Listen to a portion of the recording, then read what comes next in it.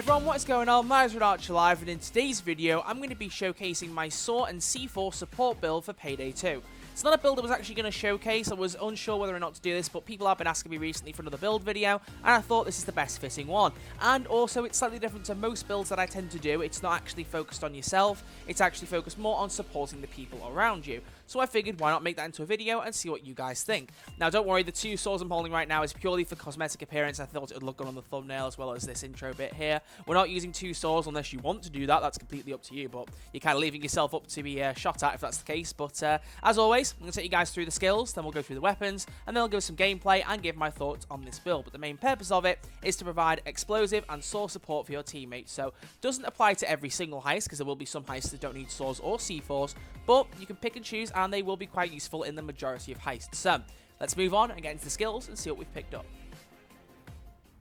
Okay, so for this build, we're focusing mainly on the Enforcer and Technician skill trees. Nothing has been invested in the Mastermind skill tree, and the main focuses here are Armor, SAW skills, C4 skills, and then also Jack of all trades to be able to carry both ammo bags and C4s at the same time, and be able to pick and choose which one is the priority depending on the heist. So, let's go through some of the skills. In the Tank subtree, we aced Resilience, aced Die Hard, aced Transporter, and aced Iron Man. They mostly speak for themselves here, to be honest. We got the armor skills, as you can see, and also just reducing the visual effect duration of flashbangs. Still not sure whether that little glitch is happening for console, because recently I haven't noticed it, but I was never really sure whether resilience caused it. I just thought it might have been that. So either way, it's a very handy skill, but if that is what's causing this extended flashbang glitch thing on console, then do be wary of that. But other than that, Transporter, being able to throw bags faster, it's ground I've already treaded before, it's stuff I've already covered, there's no need to explain it. In the Ammo Specialist subtree, we aced Scavenger, aced Portable SAW, aced Extra Lead, and then got Basic fully loaded.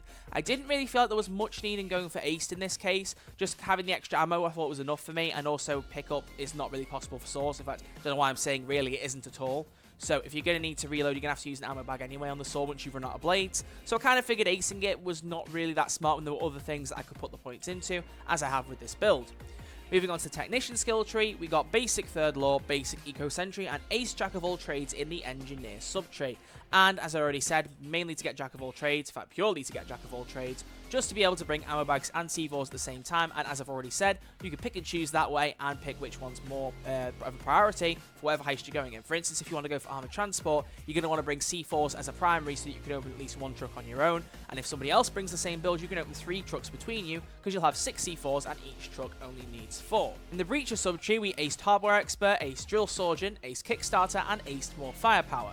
More Firepower is my main focus here, trying to go for additional shape charges and trip mines, but since I need to get a few skills on the way up anyway, I kind of thought maybe it would be a good idea to also get some drill skills, and hence that's why we put some more points into Kickstarter and Drill Sergeant, as well as Hardware Expert.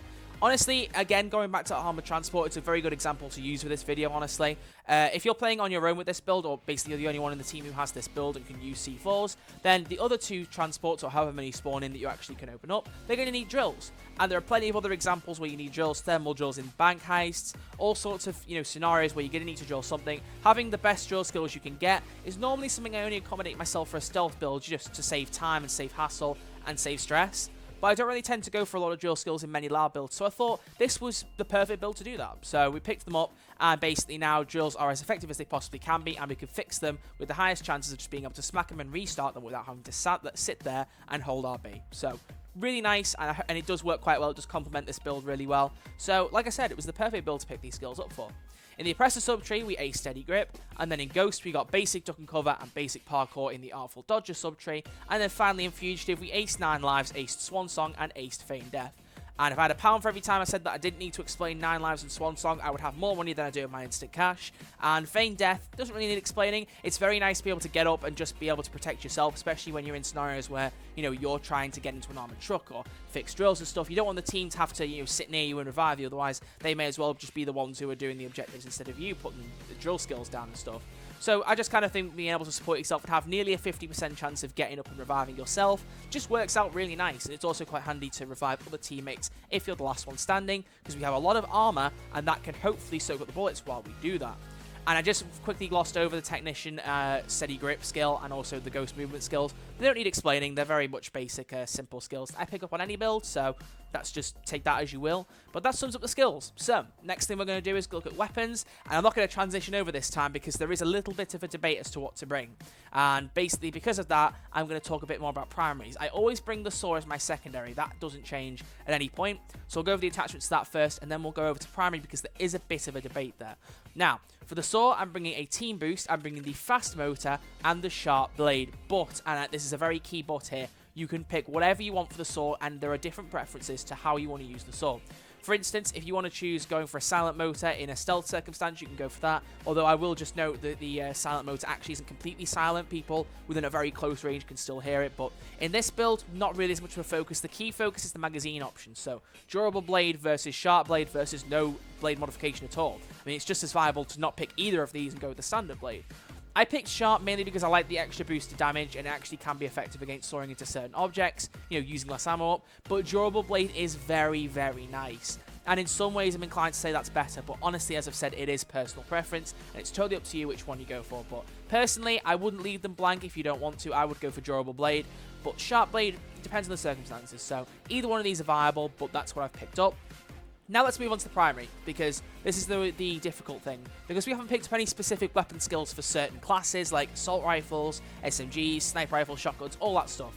Basically, you want to go for a weapon that doesn't need those skills, or at least will benefit from them, but can stand just as well on its own without those skills. As such, I'm thinking something along the line of the Vulcan minigun or potentially some LMGs are the best options here.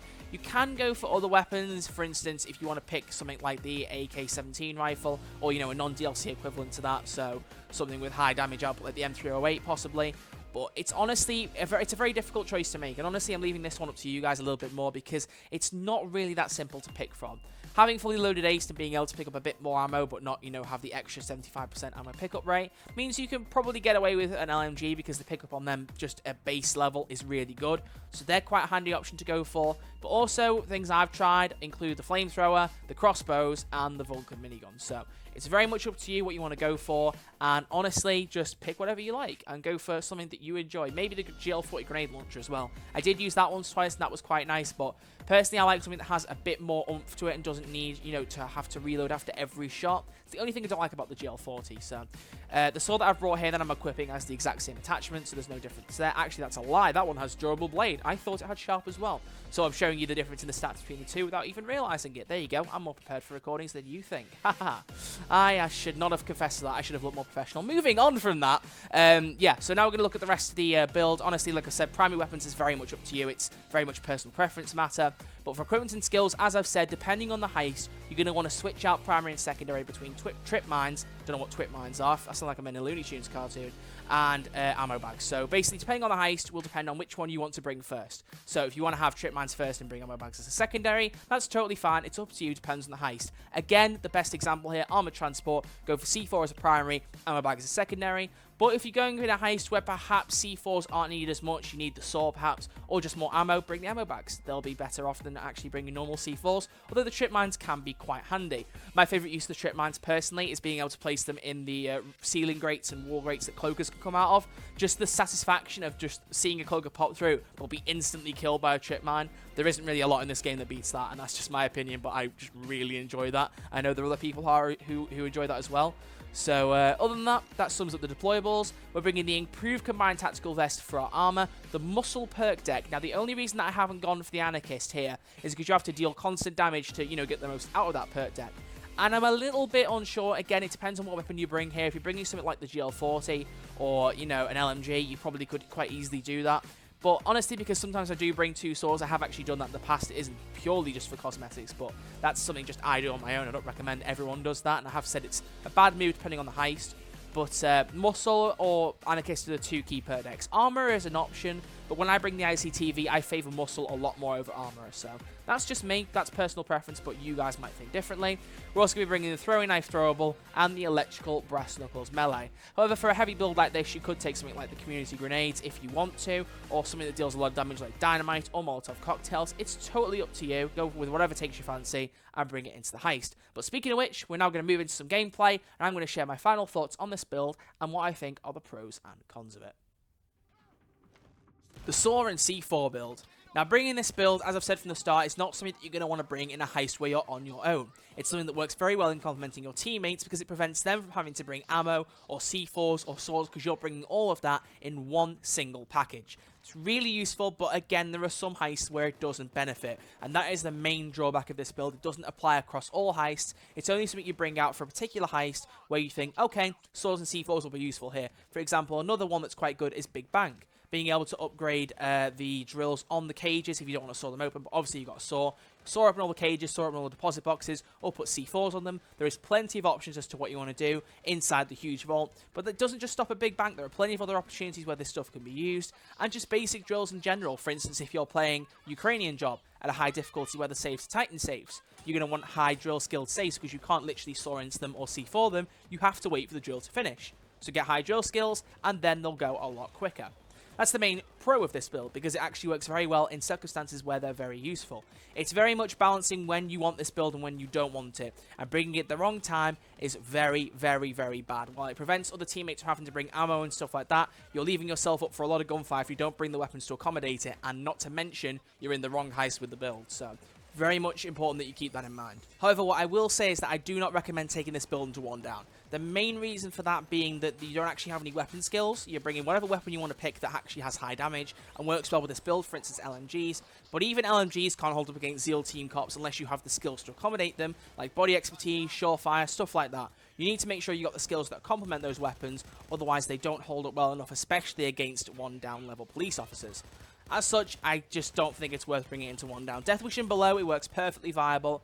One down, if you have the sanity, give it a go. Maybe mix a few skill points around. For instance, maybe get rid of Feign Death, remove a few of the drill skills, put them into body expertise and surefire if you want to go for LMGs, put them into shotgun skills if you want. Try something that might actually work and complement the build, and see whether you can make it one down viable. That's my little challenge for some of you guys out there who I know have been waiting for another build video. So, see what you think. Can you improve this build? Can you make it any better? But other than that, let's bring an end to this video here. So did you enjoy this build? Give me your thoughts and opinions down in the comments section below. And as I've said, if you do manage to find any improvements and anything that complements this build a bit better than what I've chosen, do let me know down below. I'd be very, very grateful to hear what you guys have to say. Other than that, thank you all very, very much for watching this video. I do hope you've enjoyed it. If you'd like more build videos, leave any ideas you've got down in the comment section below. I'm thinking about looking a bit more into ECM support builds now that I'm on the theme of supports, because that's never something I've really used. I'm not too familiar with how they work, but if you want, I could have a look at the right skills, put something together, and then put it out here for you guys to see what you think. Other than that, I'm still looking for more character builds, film, TV stuff like I did with Agent 47. Any ideas for that, leave them down below as well. Other than that, thank you all very, very much for watching this video. If you did enjoy it, give it a thumbs up, subscribe if you're new, and guys, I'll see you all in the next video. Take it easy.